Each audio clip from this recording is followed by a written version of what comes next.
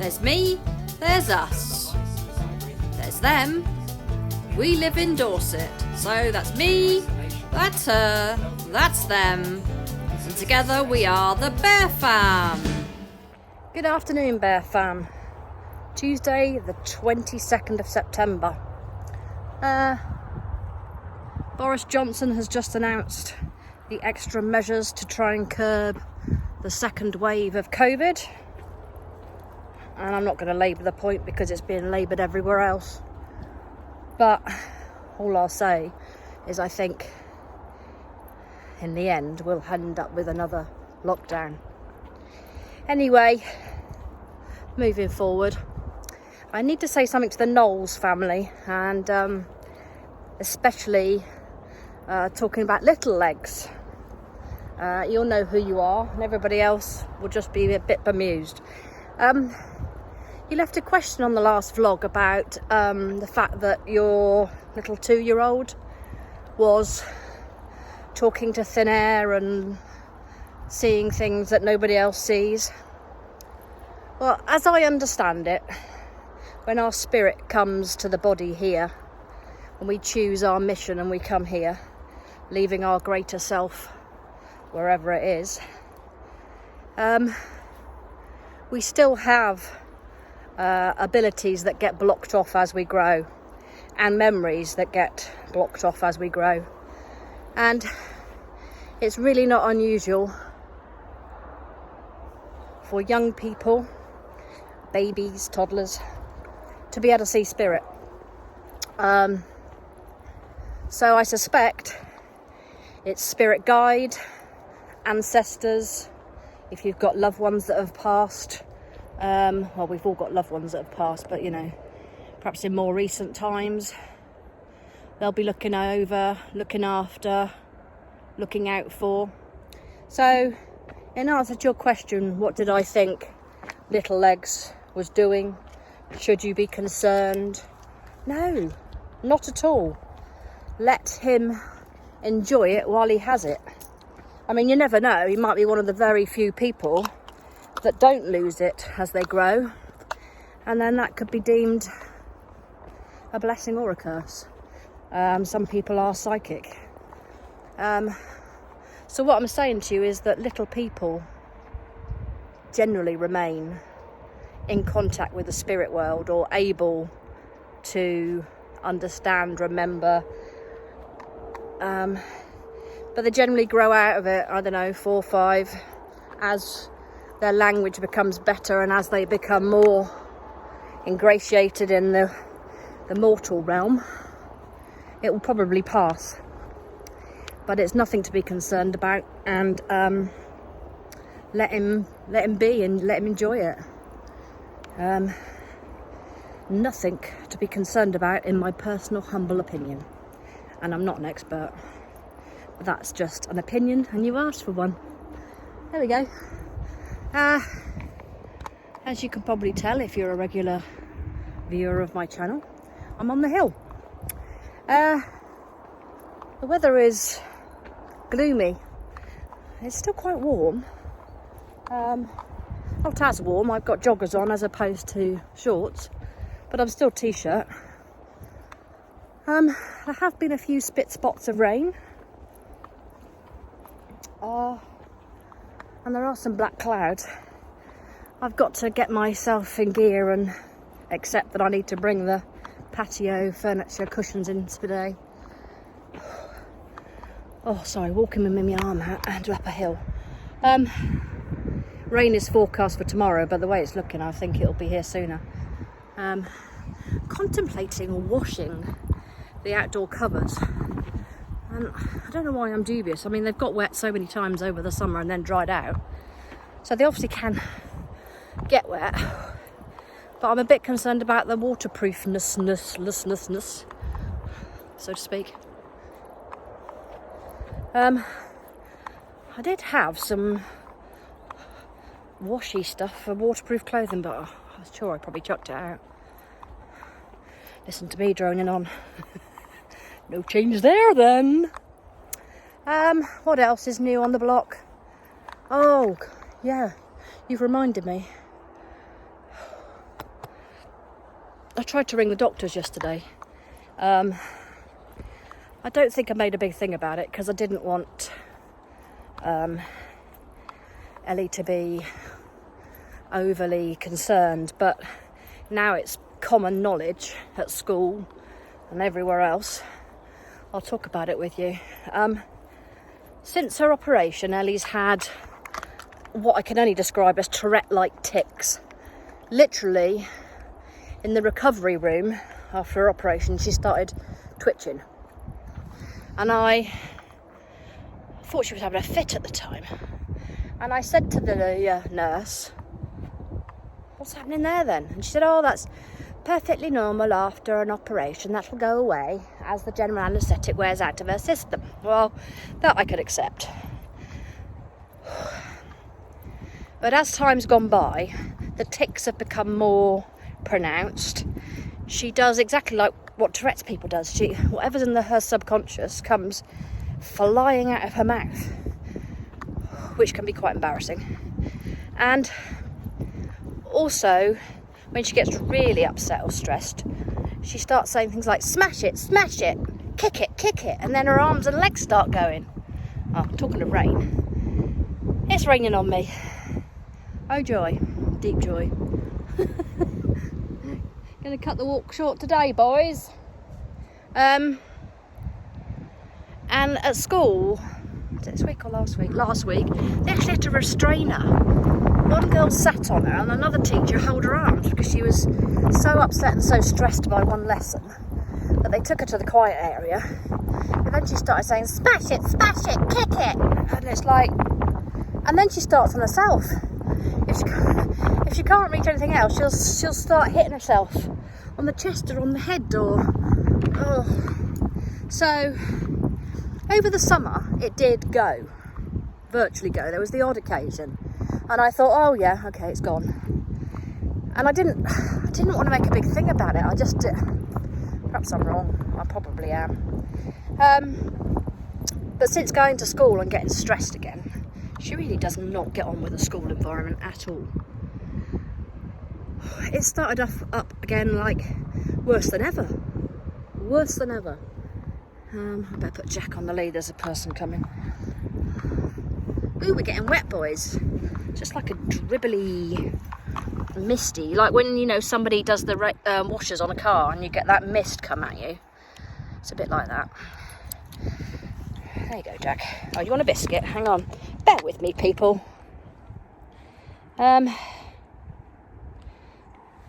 In other news, we've discovered new treats that the dogs really like. Baker's all sorts. Chunky's got a bad tummy today. He doesn't want any. Anyway. So, I tried to ring the doctors yesterday. This was the point of the conversation I had to give you the backstory. And I just couldn't get through. It was permanently engaged. So then I got on their website just to check if anything's changed. And you're directed to fill out this blooming form, online form. Hang on, somebody coming. You know me and talking in front of people. Anyway, this form was just like, is it you? No. Is it your child? Yes. Are they in nappies? Can they go to the toilet themselves? Can they this? Can they that? Is it any one of these things? Describe what it is. Describe how it happens. Anyway, it was quite a long form and it was quite a frustrating form because obviously it's not something that generally ticks any of the boxes. And then right at the end it says, oh, somebody will call you by 6 p.m. tomorrow. This was like 8 o'clock yesterday morning. So here I sit waiting for the call and I haven't had it yet.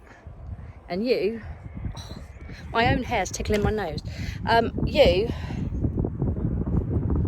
reminded me. Oh, I hate having a tickly nose. Do any of you have any? The woman, I should say that I looked it up online, and it's like a freak thing, 1 in a million or one really stupid figures that this happens to. It is something that's known that people develop this from general anaesthetic, but like really not very often. But the Senko woman, Senko, Ellie's been referred to at school because they're worried about her. When I had a conversation with her this week, she said she had come across it once before in her career. And when Ellie was describing the fact this had come on over the summer, and of course Ellie hadn't given her the full backstory, she in the back of her mind was already thinking, oh, I reckon this girl's had surgery. And then Ellie got to the end of her back to front description of everything and said, oh yeah, had my gallbladder out in July. So, oh hang on, I got a stone in my shoe. It's all happening here today. Oh. So, it is something that's recognised by professionals, but what do they do about it? They just, of course, this is a girl that suffers with anxiety and stress anyway. She was suffering badly enough with that as it was, but then to develop this on top of it, and it's like, for instance, when I picked her up yesterday from school, when we got home, there's a couple of neighbours that we always joke about that are slightly different to everybody else, and yeah, don't give me grief about it, we all do it. And she started shouting out things. She sort of ticks to the right and she goes like that, and then she'll shout out something like, and it's like, oh my goodness. We were sitting out in the garden the other day and she started, and I'm like, oh, put my hand over her mouth to try and stop her, because no, I don't think I ever really grasped how awful it was for people with Tourette's, but I do now. Oh my days. So I'm really worried about that. So if anybody's got any knowledge or any help for comments, I don't want any of the non-helpful comments.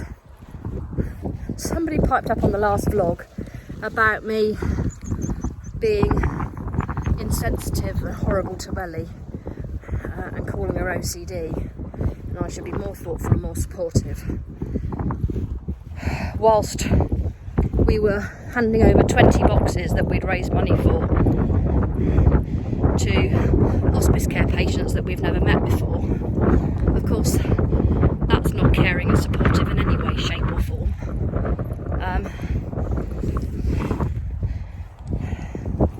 Ellie jokes about her need to put things in line, shape, get the right number already, so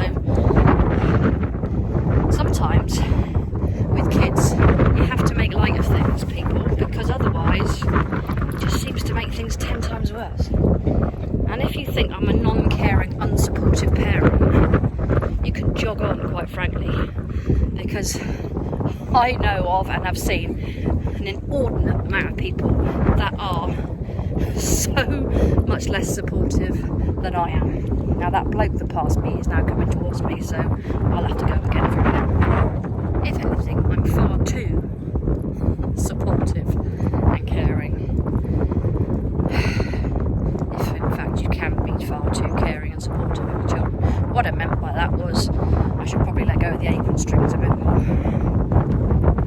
Let's face it, in a year's time she could get married. What a thought that is. And then in 2 years' time she can drive a car. Oh my gosh. 3 years' time she'll be deemed an adult and able to go out and get drunk. Oh, they grow so quickly. Enjoy them while they're small. There are days that I would just like to snap my fingers and just have her back as the little curly-haired toddler, and just have my little girl just for a day, just to store some memories up. I know I've got loads and I know, but just once in a while, and it is only just once in a while, I just like that trouble-free little caring little madam back. Just, I'm afraid as they get older the weight of the world starts to weigh them down. It does. Social media. I don't know what that bloke's up to. He's got no dog, no bag, and he's young, do you know what I mean? He's not the sort of bloke that will be out for a walk. Get get a feeling he's looking for a drug stash or something that somebody's left behind. Would you like to go off the lead for a few minutes, Jack? Would you like that? Say hello to Jack, everybody. Hello, Jack. Oh, can't get your lead off. Right, say hello to Moo. Say hello, Moo. Moo wants a biscuit, don't you? And there's a Chunky. Now, Chunky's got a bit of a poorly tummy, so Chunky probably won't want a biscuit. You want a biscuit or not? No, didn't think you would. They're nice and soft and meaty, and they like them. They can just be broken into pieces. That's what I like. They are mildly expensive. Yeah, you know me and money.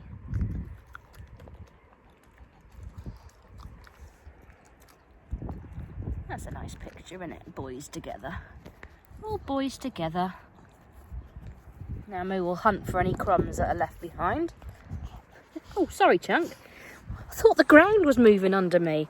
I thought we were having an earthquake. It's blinking Chunky trying to... In fact, he's done it. There was a stick under my foot and he's like, oh. You're happy now you've got it, hey? I was stood on that chunkamunka. Wait.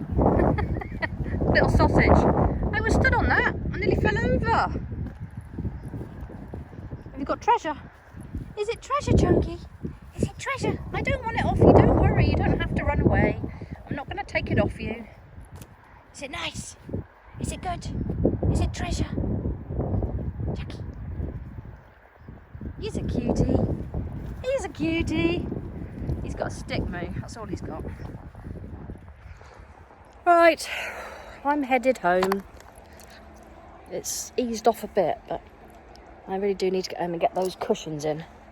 I don't want to have to dry them again. It's taken me a week and a half to dry them from the last rain.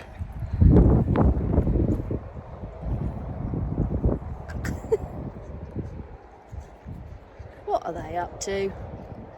Just wait, Moo.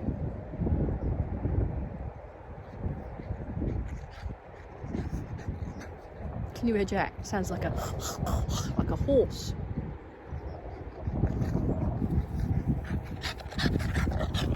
He sounds just like a horse, in fact. Moo? That's very rude. Where's Chunk gone? It's gone all the way back to get that stick.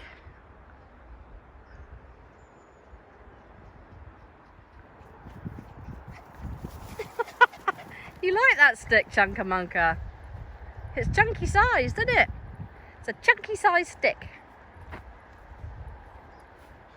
You trying to get it off him, Jack? Oh my goodness, Jack. That's a turn of speed for you.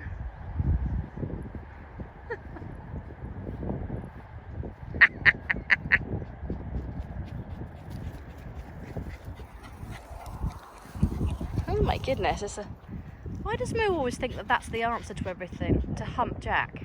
Moo? Have you got a nice stick, Chunky?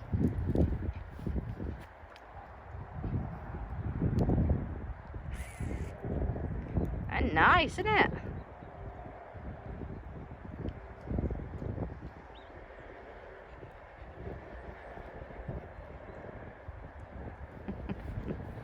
You're a funny boy. You're a funny boy.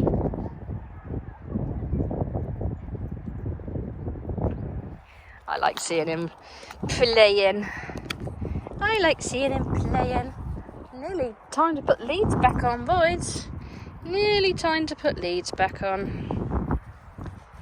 Come on then, Chunky, bring your stick. Bring your treasure. Bring your treasure.